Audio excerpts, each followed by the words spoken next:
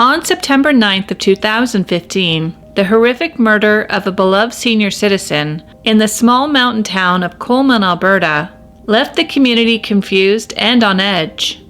The RCMP was immediately brought in to investigate, hoping to solve this case as quickly as possible.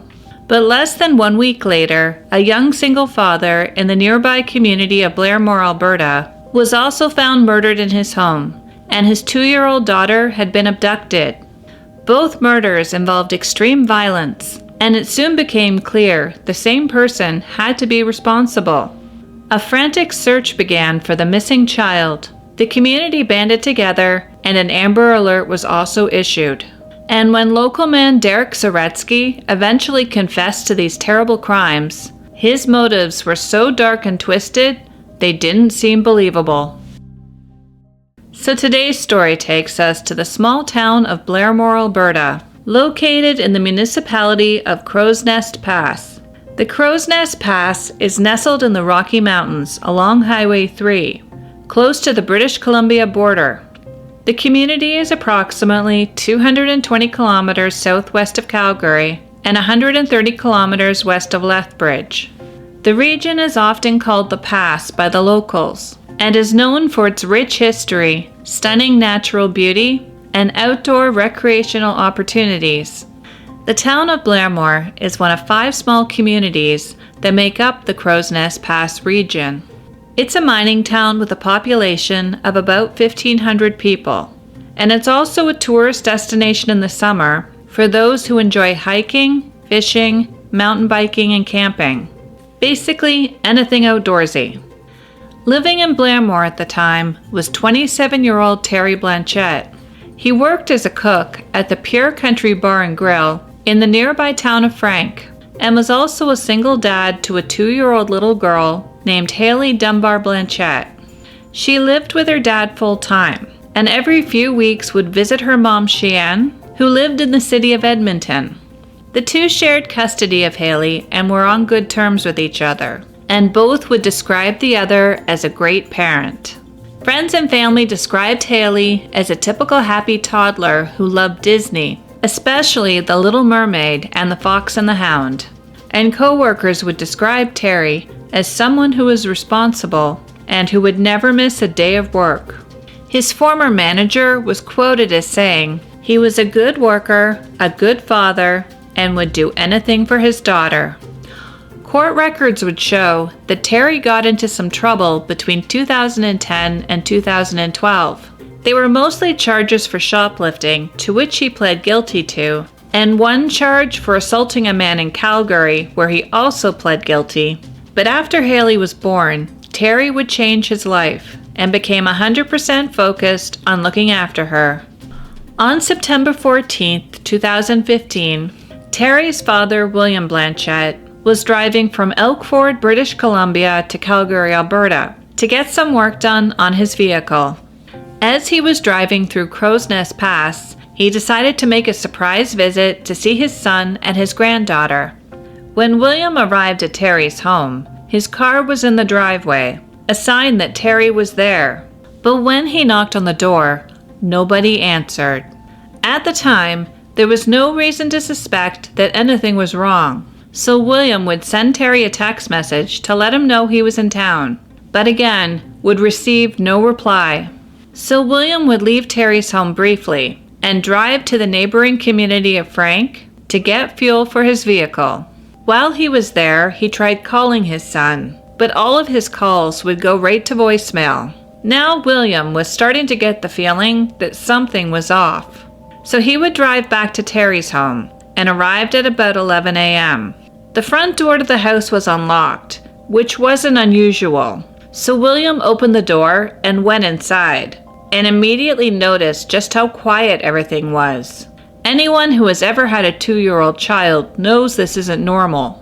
William then searched around the house, calling Terry's name, but would receive no response from either Terry or Hailey. As he walked around, he noticed the door to the upstairs area where Hailey's bedroom was located was open, and Terry's comforter was on the floor between his bedroom and the bathroom. There also appeared to be signs of a struggle, with what appeared to be blood all over the kitchen floor. Finally, William would look inside the bathroom, which was in complete darkness, and when he turned on the light, he discovered his son's body wrapped in a blood-soaked blanket and wedged between the toilet and the vanity. Terry had significant head injuries, and his throat had also been slashed. The inside of Terry's bedroom looked pretty much the same, with blood stains all over the place and bloody drag marks on the floor leading to the bathroom where his body had been located. It appeared that the attack began in the bedroom, and his body had been dragged from the bedroom into the bathroom. But Terry's death was so violent that a blood spatter expert who was brought in to examine the scene had a hard time determining what happened where. There were also multiple bloody footprints found all over the house, and when William would go upstairs to Hailey's room to check on his granddaughter, he would find her room empty. Whoever had murdered Terry had also kidnapped Hailey, and they also took all the pillows, blankets, and toys that were usually in her crib. The trail of blood also led upstairs to her room.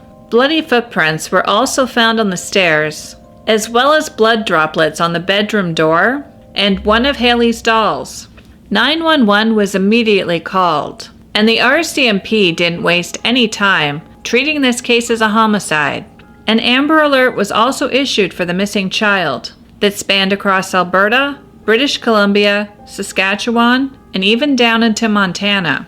In the beginning, more than 50 RCMP officers were brought in to search for Hailey, as well as investigate Terry's murder. But eventually, the number of police working these cases would double to 100. Residents who lived in the Crowsnest Pass would describe the massive police presence in their tiny community as both concerning and unusual. As I mentioned earlier, they were already nervous. This was the second murder in less than a week in the Crowsnest Pass area. 69-year-old Hanne Meketech of Coleman, Alberta, was found murdered in her trailer on September 9th. After a neighbor noticed the door to her home was open and thought it was suspicious. Hanne was a grandmother who had moved to Canada from Copenhagen, and she had once competed in cross-country skiing at the Special Olympics. She also worked in a thrift store and was well loved in the community of Coleman. Similar to the murder of Terry Blanchette, the scene to her murder had been especially violent. Her home had signs of forced entry. The door had been broken in as there were obvious splits in the door frame, but nothing inside the home had been stolen. Hanne's skull had been fractured. She had been repeatedly hit over the head with a blunt object, possibly a crowbar or a baseball bat, and died from head trauma. Dr. Jeffrey Gofton, the medical examiner who performed her autopsy, would say that wounds to Hanne's hands and arms suggested there was a struggle of some type. Her attacker had also stabbed her twice in the neck, and there was blood all over the home. And when questioned by the media, the RCMP would say that Hanne's case was not related to the murder of Terry Blanchette and the kidnapping of his daughter. However, this would change when Sergeant Stephen Brown, who was the team commander in charge of investigating Hanne's murder, visited the bloody crime scene at Terry Blanchette's home and noticed similarities between the two killings. Hanne and Terry were both attacked in their bedrooms by someone who used the element of surprise, and they both suffered from blunt force trauma as well as stab wounds.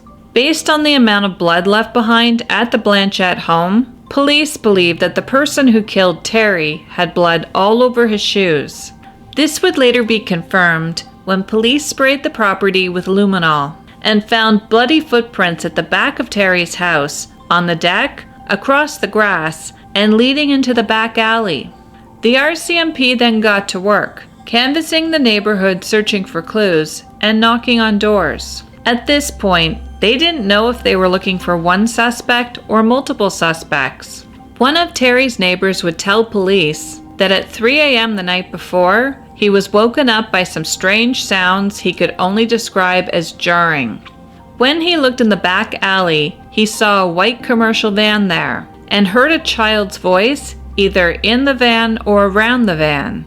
He would describe the noises the child was making as a whimpering, whining, screaming kind of noise. These noises were so unusual and out of place for that time of night that they also woke up several other neighbors, who would look out their windows just in time to see a white van with an unusual antenna that appeared to have a blue tip on the end. They watched as the van drove away from the area at a high rate of speed, heading west. It was an interesting clue, but still a long shot, as police didn't have a license plate number for the suspicious-looking van, although the description of the van would later be confirmed by CCTV footage from businesses close to the crime scene.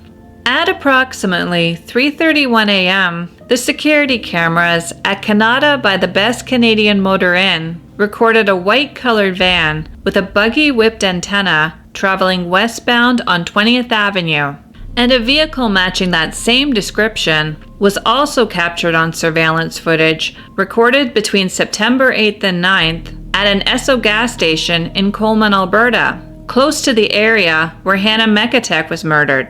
The Amber Alert for Hailey would then be updated to include the description of the white van with the blue tip antenna.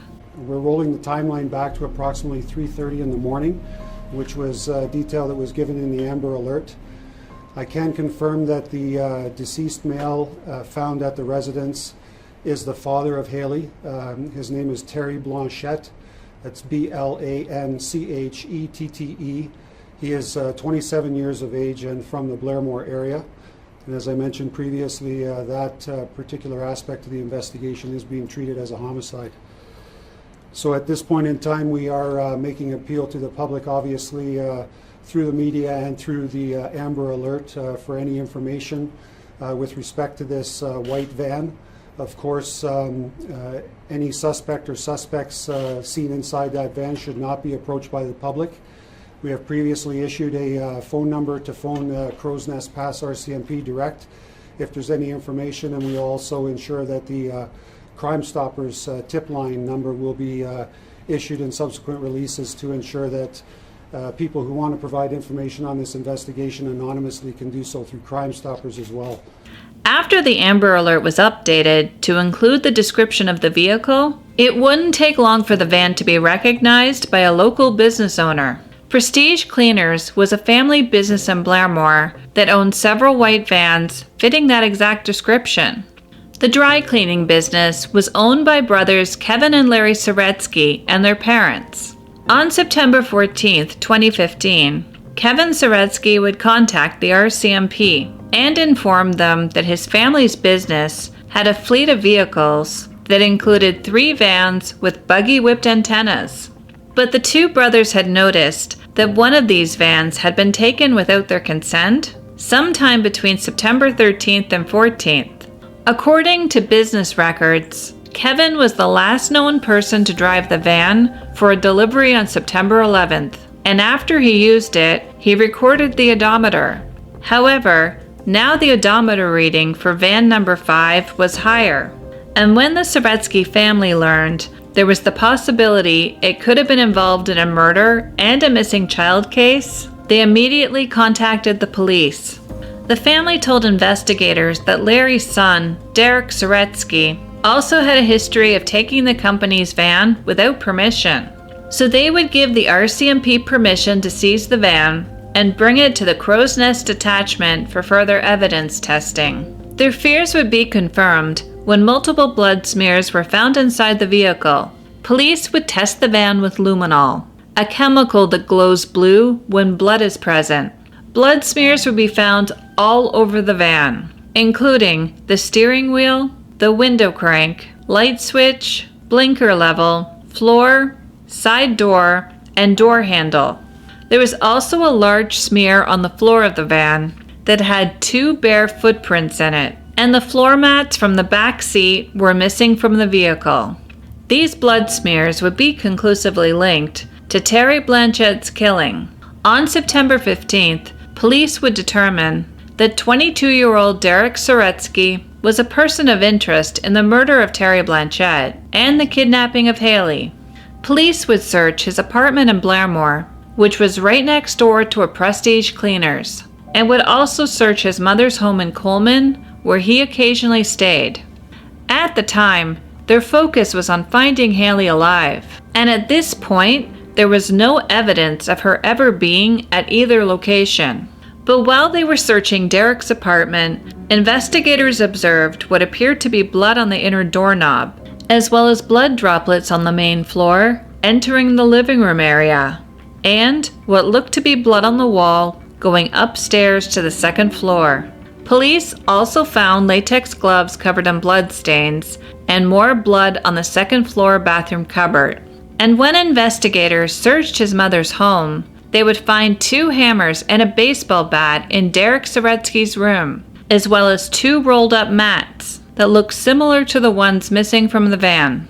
And then Derek would show up at the family dry cleaning business and tell his father Larry he wanted to talk to him about something he was worried about. Larry Saretzky would say that he told his son the police needed to find the missing child and asked him if he knew anything, to which Derek responded that she was in heaven. Larry kept asking Derek questions as he wasn't making any sense. Derek's responses were incoherent, and at times he was talking gibberish. So Larry Saretzky would approach the police and tell them they needed to speak with his son, saying that Derek had said he had done something bad, but couldn't say what it was. Don't let her be alone. Be a hero for her. Be a hero, buddy. Let this community know that you're a hero, not a monster. Is she alive, Derek, or is she dead? While all this was going on, police had also received a tip about a property owned by Kevin Saretzky's wife Carmela and her family. The property was 160 acres in size, and the family referred to it as the ranch. There were multiple trailers kept there by the family, and they would use the property mainly for camping. It was also kind of hidden away from the road. Like if you didn't know it was there, you would most likely miss it driving by. It was only accessible through a small gated private road.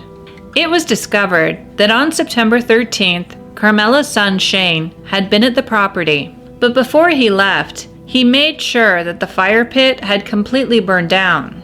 Then on September 15th, Shane heard about the Amber Alert and the search for Hailey. He returned to the Saretzky property that day to retrieve some personal possessions and to have a look around. But when he arrived, he noticed that since the last time he was there, someone else had been at the property. A fire had recently burned in the fire pit, and it was still smoldering when Shane arrived. He would approach the fire pit and stirred the debris with a stick. There he saw a piece that looked like a small rib bone, and he also noticed a piece of melted rubber, some melted plastic with a bone protruding, as well as some burned books. There were also 2 white lighters near the fire pit that hadn't been there when Shane was there a few days earlier.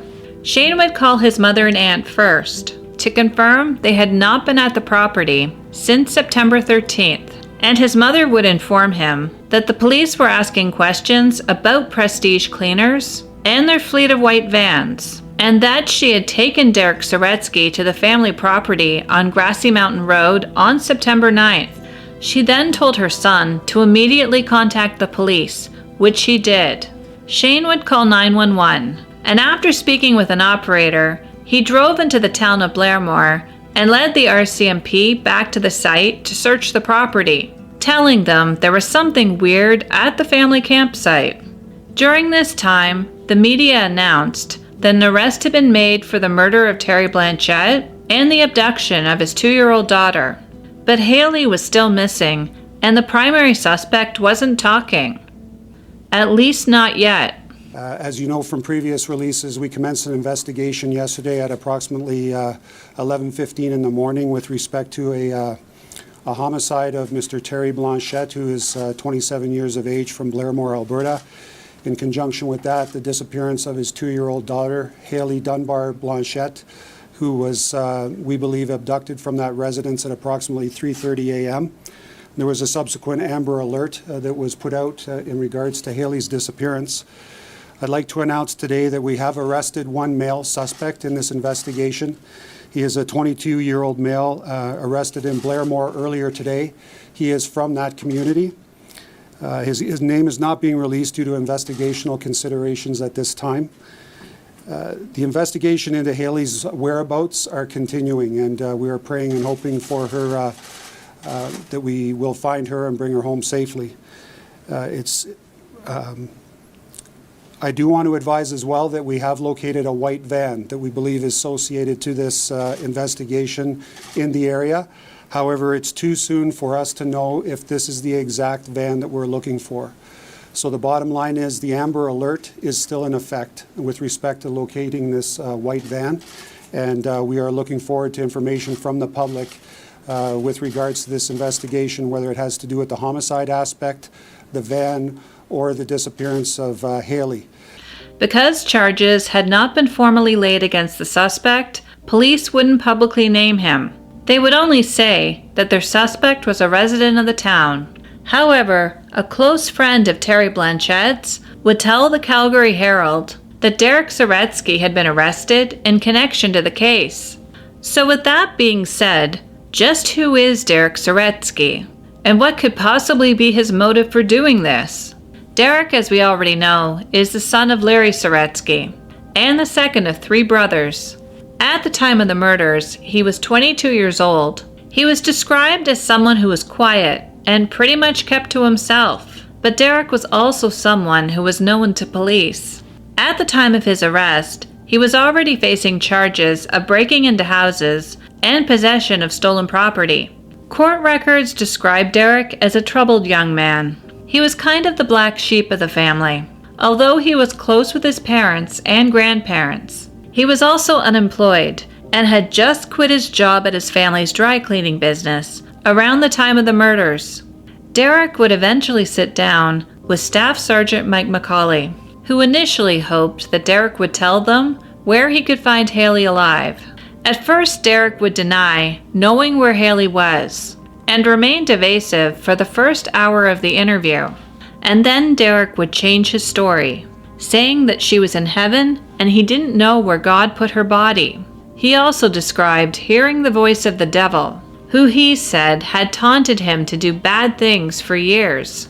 Staff Sergeant McCauley would urge Derek to help Hailey's family so they would not be left wondering what happened to her, telling him that if he didn't help the police, people would say he was a monster. For more than an hour, Saretzky played this game of cat and mouse with the officer. But eventually, Derek would crack and told Staff Sergeant McCauley that the devil made him go to Terry Blanchette's home in the early morning hours of September 15th and enter through an unlocked door. He was armed with a knife, a crowbar, and a mask, and attacked Terry while he was in bed sleeping, hitting him over the head with a crowbar and slashing his throat with a knife. Derek's initial plan was to drink Terry's blood, but he was unable to do so because he forgot to bring a container with him. He told police that his motive for the murder was that Blanchette was a terrible father, although Derek would later change his story and say that he chose to kill Blanchette because he saw him in town once, and Terry gave him a really dirty look. And he also said that Terry had attacked him a few years ago because of his friendship with Cheyenne, and that Terry kept following and stalking him. Derek then changed his story again and said that he had feelings for Cheyenne, and that Terry used to beat her, which made him really angry. All of these scenarios seem really unlikely. First of all, Terry did have a criminal record, but it was for mostly shoplifting and petty crime. He didn't have a history of violence towards women.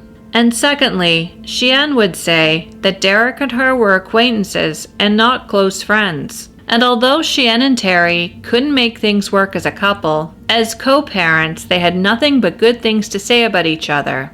Derek would then go upstairs to Hailey's room, grab her from her crib, and carry her to his car with a pillow over her mouth, attempting to muffle her cries. He then took Hailey to the campsite at his family's property and kept her in the van for about 2 to 3 hours, while he got the fire burning high enough in the fire pit using bits of wood and books. Derek then strangled Hailey with a shoelace, dismembered her body, drained her blood, and burned her remains in the fire pit. Tell me what happens next. You get the van and what happens? I went in the van, started the van, drove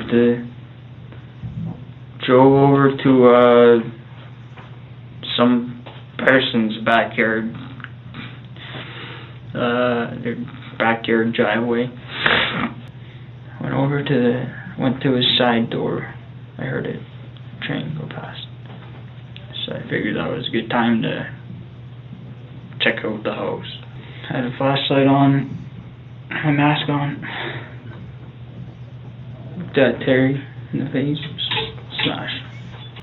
After he confessed to both murders, Derek would agree to take Staff Sergeant McCauley to the family property on Grassy Mountain Road. When they arrived on the scene, RCMP investigators were already searching the property because of the earlier phone tip called in from Shane. Derek would walk Staff Sergeant McCauley through what he did and would even reenact how he murdered Hailey. He showed police how he poured her blood into a plastic bottle, which he drank and threw into the fire afterwards, along with his clothes, a knife, and Hailey's body, before driving back to Blairmore, where he smoked marijuana and had a shower. The ashes in the fire pit were still smoldering, and police would carefully use small amounts of water to try to extinguish the burn barrel, but its contents remained ridiculously hot, to the point where Sergeant Dave Weston from the Forensic Investigation Unit burned his hands as he began to sift through the ashes and debris. A blue tent was also set up over the pit to protect it from the elements, and Weston and his team would spend the next 3 days sifting through the ashes and debris, collecting hundreds of pieces of evidence to be photographed, tested, and examined.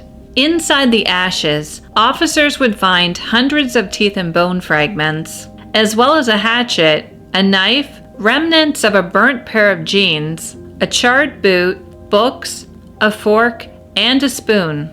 And surrounding the pit, police would collect more hatchets, a hammer, and a crowbar.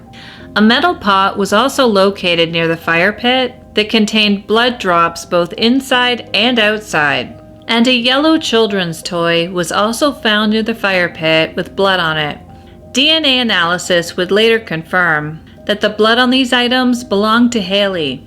Luminol was also sprayed around the property, with the area around the fire pit glowing blue at night, suggesting that there was blood all over the grass. The RCMP would search Derek's apartment again on September 16th. The first search warrants were executed when Hailey was a missing child, but now police were dealing with a murder investigation. The last time they were there, the police had noticed a few things they would consider suspicious, but they were unable to seize these items because the search warrant didn't pertain to them. During their second search, they would seize a calendar with the word "Set Me Free" written on the dates September 1st to September 9th. And the word "strength" was written on September 13th to September 18th. There was also a notebook on the floor of his apartment with the words "medicine fresh" at the top, and under it were the words Hannah, sleepers for the dogs, Shy, which is a nickname used by Hailey's mother Cheyenne, Terry, and the hideous baby were written and scratched out. A 16-ounce measuring cup that contained a dried red stain at the bottom would be found in a cabinet drawer in the bathroom of his apartment. Further DNA analysis established that the substance was Derek's blood. A crowbar and a baseball bat that were tucked away in the crawl space of Derek's apartment were also seized by police.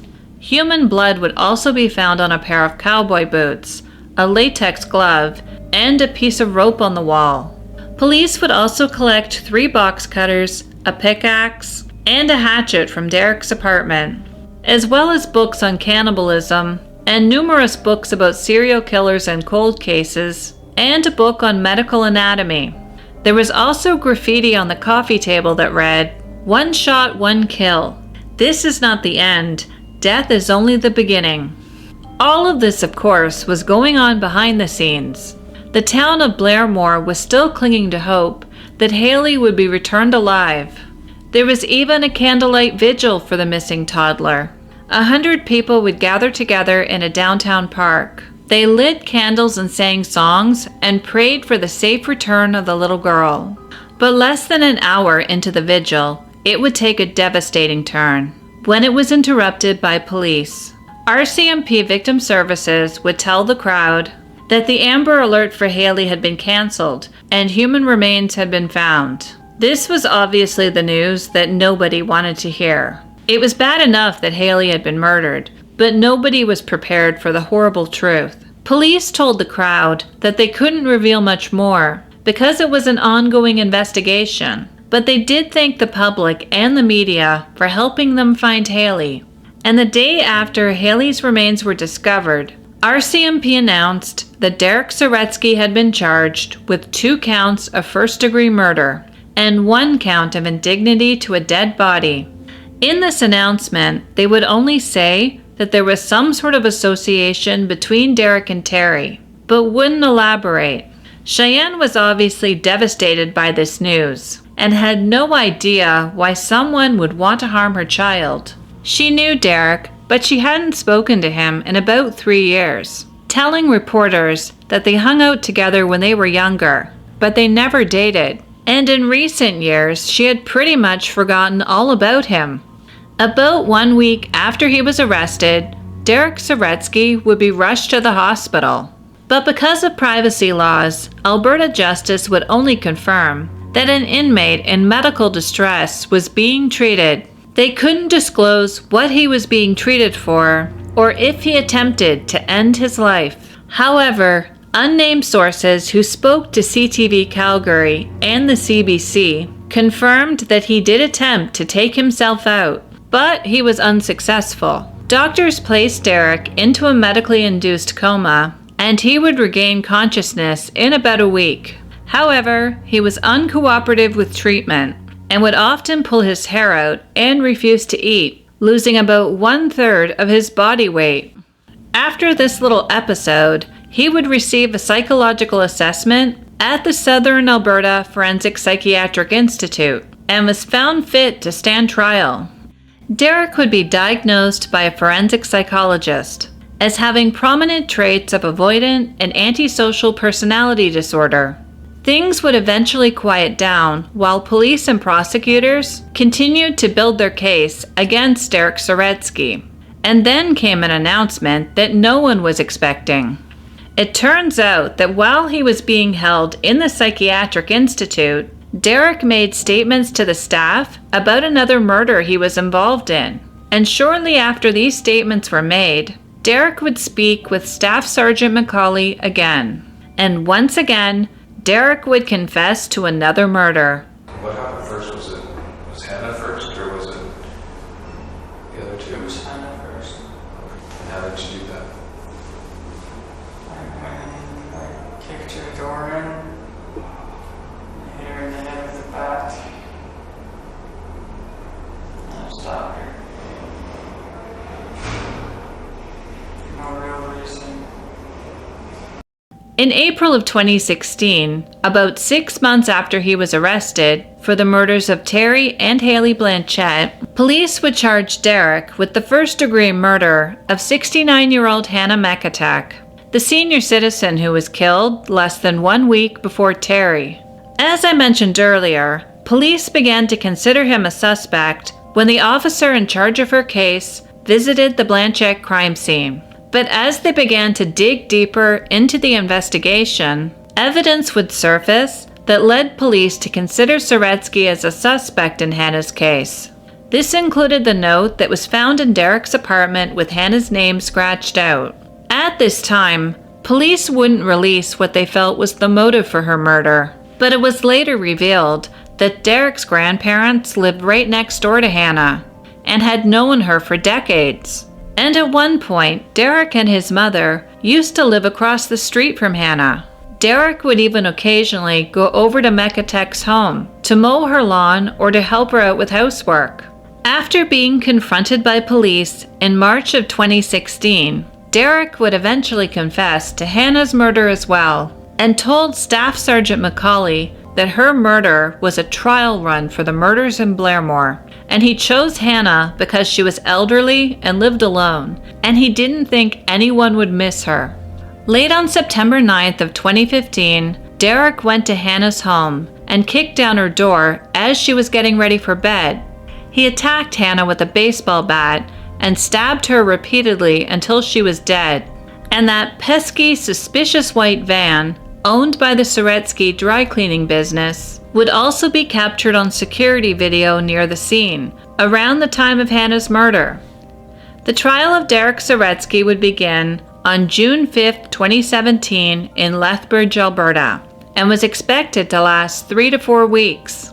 Although he confessed to the murders of Hailey, Terry, and Hanne, and led the police to Hailey's remains, and reenacted how he killed her, he would plead not guilty. I'm assuming he was going for a not criminally responsible defense with his whole "the devil made me do it" shtick. But there was a mountain of evidence against him. Over 40 exhibits were entered into evidence, including his confession and the videotape of him leading the RCMP to Hailey's remains. And dozens of witnesses were expected to testify, including Derek's father, Larry Saretzky, who suspected from the beginning he might be involved. Larry told the court he had a terrible feeling when his son showed up at the family dry cleaning business the day after Terry Blanchette's body was found, and that he confronted his son, asking him what he knew about what happened to Hailey. Derek would only tell his father that she was in heaven. And then there was the videotape of Derek's confession, where he described in graphic detail what he did to little Hailey. It was just too much for some jurors, who covered their faces in horror while watching the video confession, as well as the videos of Derek leading police to the scene where he murdered Hailey and showing police the still smoldering fire pit where he burned her remains. Some jurors became so emotional that court was abruptly adjourned for a break. Medical examiner Dr. Tara Jones would testify about the 42 injuries on Terry Blanchette's body, including 30 blunt force injuries and 12 sharp force injuries or knife wounds. She would say that Blanchette was beaten from his forehead to his shins and everywhere in between, and suffered several skull fractures, causing bleeding in his brain. The largest of his knife injuries was a gaping slice on his neck from earlobe to earlobe, measuring 25 centimeters. DNA experts would testify that blood samples found on Saretzky's boots, in his home, and in the white van matched DNA found on Hailey's toothbrush. Dr. Ann Katzenberg, a forensic anthropologist, would examine the bone and dental fragments found in the fire pit and determined they were from a human child about 2 to 4 years of age. DNA analysis of the bones found in the fire pit was unsuccessful though, because all the DNA was destroyed in the fire, and the damage to the bones made identifying each fragment impossible. Derek was entitled to plead not guilty, but honestly, with the huge amount of evidence stacked against him at trial, it was just a huge waste of time. He wouldn't take the stand in his own defense, and the defense counsel said he wouldn't be calling any evidence on behalf of his clients. Before the jury deliberated, Justice William Tillman would select the final 12 jurors from the original 14 selected. The reason 14 were chosen in the first place was to prevent a mistrial, or in case a juror needed to be excused for various reasons, such as a death in the family or an illness. This decision didn't sit well with one of the jurors who was dismissed, who would tell the judge, quote, "You have us come here against our will, and then show us the door. It's not right to treat people this way." The juror was upset about being forced to sit through horrific evidence, and said that without participating in the outcome, she wouldn't be able to have any closure. But the law is the law, and 12 jurors would be determining Derek Saretzky's fate. It would take the jury just 3 hours to come back with the verdict that everyone expected. Derek was found guilty of 3 counts of first-degree murder and guilty of indignity to a dead body. At the same time the jury was deliberating, the town of Blairmore was getting ready to open up a new park with a jungle gym and a playground named after Hailey Dunbar Blanchette. Members of the community were aware of the trial, but preferred to focus on the positive. The new park was made possible by the community coming together and hours of volunteer work. The town wanted to focus on keeping Hailey's memory alive rather than the gruesome details of the trial, so much so that the local paper didn't even cover it.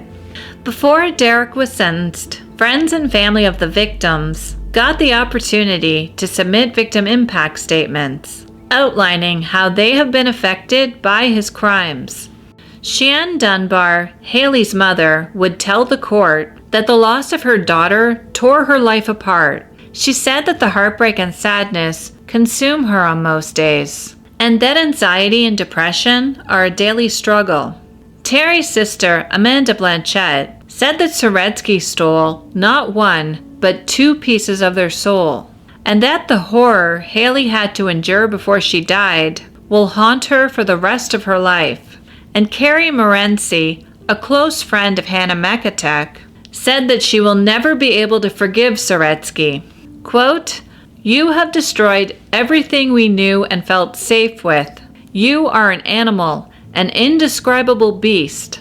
In his sentencing submissions, prosecutor Michael Fox told the judge that Saretzky had concocted, created, and devised a plan to execute 3 people, and that the victims were mere pawns of Saretzky's thrill-seeking and unspeakable violence. Derek Saretzky would be sentenced to 3 consecutive life sentences with no opportunity for parole until serving 75 years. When delivering his sentence, Justice William Tillman stated that Derek Saretzky had demonstrated no regard for societal rule of any kind. Quote, "There are terrible, incomprehensible things that happen in our lives. The murders of Terry, Hailey, and Hanne fit into that category." Justice Tillman would also say that he hoped that with the lengthy sentence, the community, including those involved in the trial, can begin to heal and rebuild. Derek would wait a whole month after he was convicted before filing an appeal for a new trial, as well as appealing his sentence. One of the arguments his lawyers would raise was that the law, allowing for periods of consecutive parole ineligibility for multiple murders, was cruel and unusual punishment, and in violation of the Charter of Rights and Freedoms. His appeal for a new trial would be denied in November of 2020. Unfortunately, in 2022, the Supreme Court of Canada wouldn't agree with the Alberta Appeals Court and struck down the criminal provision allowing for multiple periods of parole ineligibility, overturning the law. Because of this completely irresponsible Supreme Court ruling, Derek Saretzky can now apply for parole after serving only 25 years. This doesn't mean he'll be approved for parole, but this does mean the family members of the victims will be re-traumatized every time he chooses to apply. And after serving 25 years of his sentence, he's entitled to a parole hearing every 2 years. Derek Saretzky will be 47 years old when he is allowed to go before the Parole Board of Canada for the first time. Thank you so much for watching and taking the time to hang out with me today. If you enjoyed learning about this case, please be sure to like and subscribe. If there's a case you would like me to cover in a future video, let me know in the comments section down below. To support my channel, you can go to Buy Me a Coffee if you would like to donate. Thanks again, and I will see you next time.